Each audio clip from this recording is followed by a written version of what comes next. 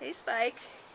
Hello. So, you're here in LA, and you've got like two movies coming up. You've got one that was at Sundance that you produced, Cronies, Exec produce right? my student, one of my students. His name is Michael Larnell, and the film is called Cronies.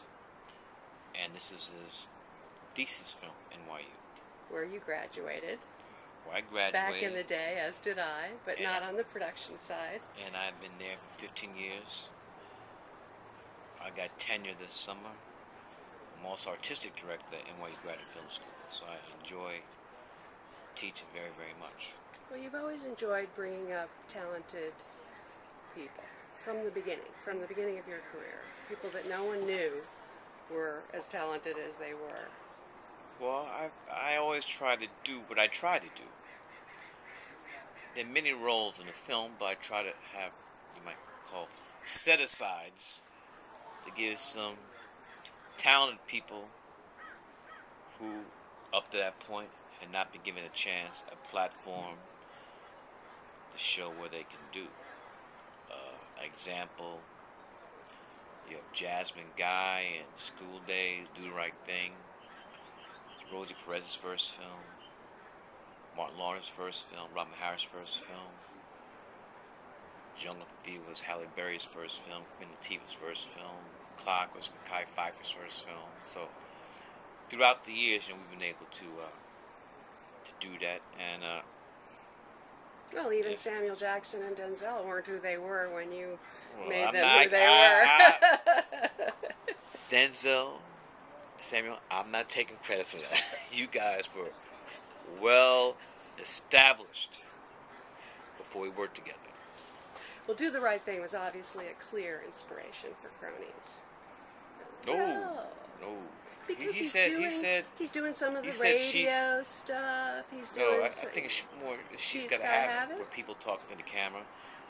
But well, for me, for Cronies, I see she's going to have it in Jim Jarmusch's Strange in Paradise. Black and white. Black and white. And just it takes place, It's gorgeous. Yeah. It's beautifully shot. Mhm. I mean, this guy, he's going places. Well, another NYU student.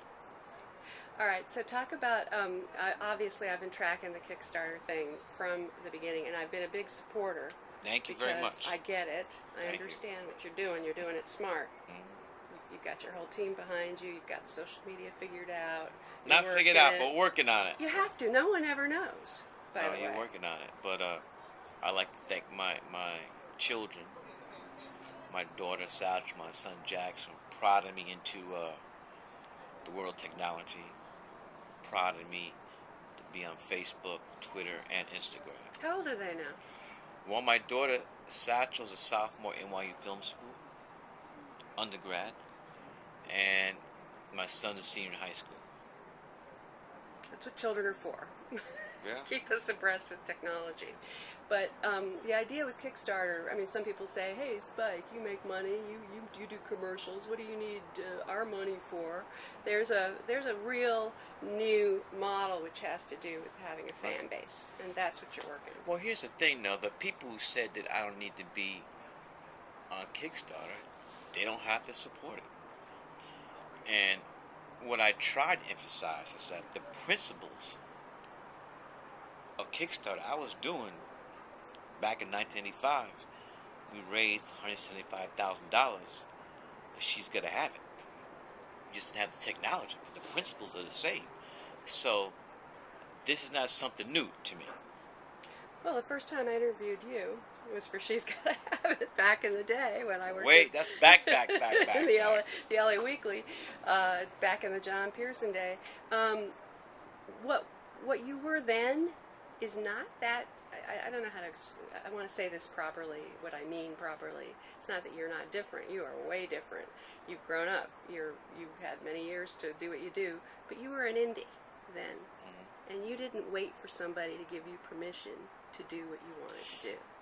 And you're an indie now, and Well, you're not waiting for permission still. I appreciate that, but I see myself more as a hyphenate because I go back and forth. It just matters. What matters is where where the project is and what the budget is. Uh, but I'm an indie, but you have to look at it. School Days was at Columbia. Do the Right Thing, Universal True. Pictures. True. Mo Better Blues was Mo Better Blues was Universal. Jungle Fever was Universal. Crook was Universal. Malcolm X is Warner Brothers. Which you took control of in a way that they might not have liked, as we chronicled. Yeah, but me, Terry Semmel, and who's the other guy? Daly, Bob Daly. Yeah, Bob Daly. We've been cool for years. That's like a long time ago. So, but that was a different time. Yeah. And here's the thing, today though. is different. Here's the thing. It's because I'm not trying to be disrespectful, but when I have somebody like Tom Pollock, they don't make guys like that anymore. With the exception of a couple of films, all those films were done under Tom Pollock. A lot of them at Universal. Yeah.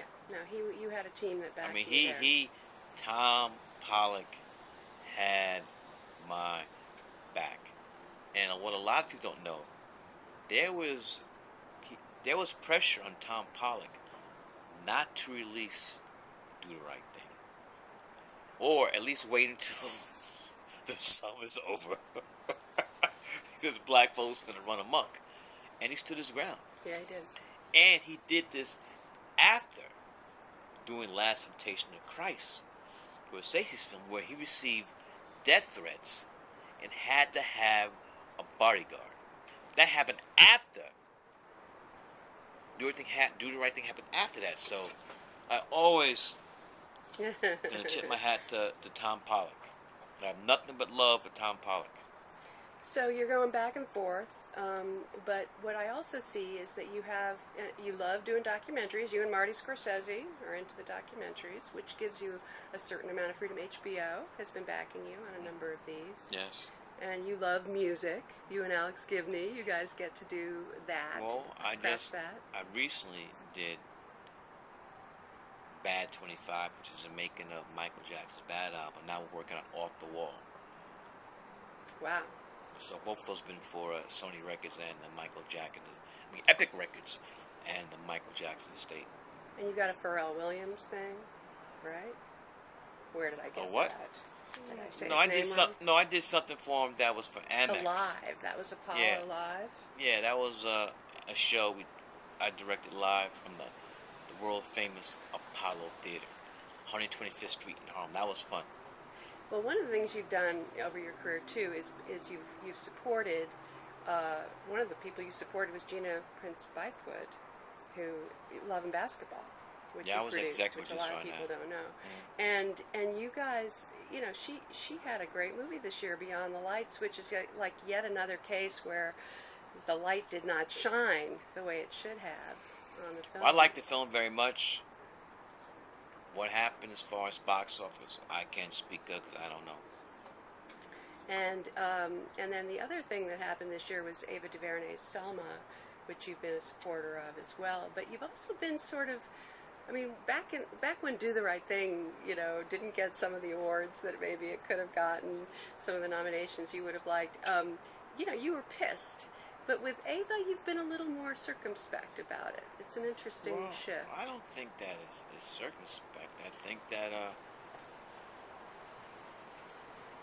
with Selma, that's not the first time. Forget about race. That's not the first time. You know, Alfred Hitchcock, I don't think ever won. Never. So this happens. So I was not like outraged. I mean, this happened, and Selma's not the first time it's happened. It's going to happen after Selma. It happened before Do the Right Thing.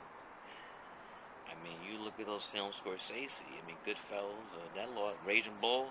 I'm not going to name the films it lost out to, but people still watch Raging Bull and Goodfellas. That's true. That's true. And now, one of the recent things that's happened is that Amy Pascal has just recently left Sony. Is that a departure that you feel bad about? I just found out about it. I wish her well. Amy will be fine. We're not feeling sorry for Amy, What? right? I don't want anybody to get fired. I'm just saying Amy's gonna be fine, and they take care of you. That's just the way it is. So talk a little bit about this horror comedy that's coming out and how it's coming out and why it's coming out the way it is. Well, I would not classify it as a horror comedy. I wouldn't even use the word horror. The film is called The Sweet Blood of Jesus, and this is a film that we financed through Kickstarter. In 30 days, we raised $1.4 million. Including $40 Thank of you. my money. Thank you very much. I love the updates. We got too many, huh? No, I like them. And this is a reimagination of the seminal film of black independent cinema, Ganja and Hess, by Bill Gunn. Tremendous writer, director. I saw that film when I was in film school. And it's always stuck with me, but I never thought about doing something with it. And then in teaching class, in teaching class, also have my one-on-one advisements. So many of my students were using Kickstarter, Indiegogo, for the finance of their films. And some said, you should try it. So then I did the research. I called up 2 to 3 co-founders, Yancey and Perry, and they gave me a hardcore schooling on how I could make it. Because it took a little courage. Well, I don't think it was. I wouldn't call it you courage. Were confident. You were confident that you had the support. I was confident, but I wasn't going to bet the house because that's like a political campaign. Yeah. You have to work at it. I mean, hardly any office got done at 40 acres because everybody on payroll was working on the Kickstarter campaign because failure was not an option. There are a lot of haters out there who did not want us to succeed. But as my man Robert Mitchum and Ray Rahim said, love conquers hate. Love, I'm looking right into the camera. Love will always conquer hate. And we, by the grace of God, we made our goal. So you do it again, huh? I didn't say that. But we're very grateful. And also, with this doing a Kickstarter, it opened my mind up to a whole lot more possibilities to the distribution. With my last film, Red Hook Summer, we had a very limited release. Like 20, I would say 15, the top 15 markets. One theater in each city. And I got, people complaining that, I don't live here. Where can I see it? And so we want to rectify that. That's why it came out on Vimeo first, January 13th, and now coming up on February 13th is the VOD. Is going to be the theatrical release in I think 20 markets. So this whole thing is changing. So I'm open to the new possibilities and strategies and getting the film to people want to see it. So what kind of measurements do you have? What kind of reaction are you getting from do you hear from people? From Vimeo? From all Oh yeah, that? people, especially the people live in Dubuque or wherever where the theatrical release is not going to be. They're very excited that they got to see it and didn't have to wait for 6 months down the line. I got Dana Harris sitting next to me. You got a question for Spike? What do you think was the hardest part of doing the whole crowdfunding experience? What was it? Because you said you had basically your entire payroll working on this. It's a grind. You have to have new material. You have to keep track of the money coming in. You got to go get the money, and people who promise said they're gonna send it in. So it is. It's hard work, but I've never run for hard work. But anybody that thinks that they're gonna do a crowdfunding on Indiegogo and Kickstarter, just skate, I don't think they're gonna be successful. There is going to be a new model apparently where instead of being just a donor, you are an investor. There's a legal change that has to take place for that to happen. It's like so. Because right now there's laws that basically forbid you from being an equity stakeholder in a film. Yeah, the laws are gonna change because too many people doing it, so they're gonna switch it up. Exactly. Well, this But is a lot of other countries, though, they don't. I think the UK, they don't allow that. No, I don't think they do. They do or they don't. I don't think they do either. What about and so what has the Vimeo distribution experience been like for you? I was actually with the Vimeo guys last night and Good. I mean, they've been great. You know, they've done everything we've asked them to do, and they're providing a platform for people to see the film, particularly people who don't live in the cities where the theatrical release is going to be on February 13th. So a lot of movies that you have wanted to see get made are finally getting made. What are some of the ones that you're waiting for still? You know, the dream projects that you still haven't been able to do. What films For are you talking about? directing. Well, like Martin Luther King finally got made. There was a Jackie Robinson movie. I would have loved to have seen you. I was Jackie attached to that Robinson. for a while. Yeah. Are there And the some James other Brown sort of exactly? Are there some other ones that you want to see get done that you'd like to get done? Yeah, but I'm not going to talk about those, but because that puts a jinx on it. Yeah, but I did. I mean, I was attached to those. I mean, to those films. Didn't work out. They were really hard to get made. They took forever.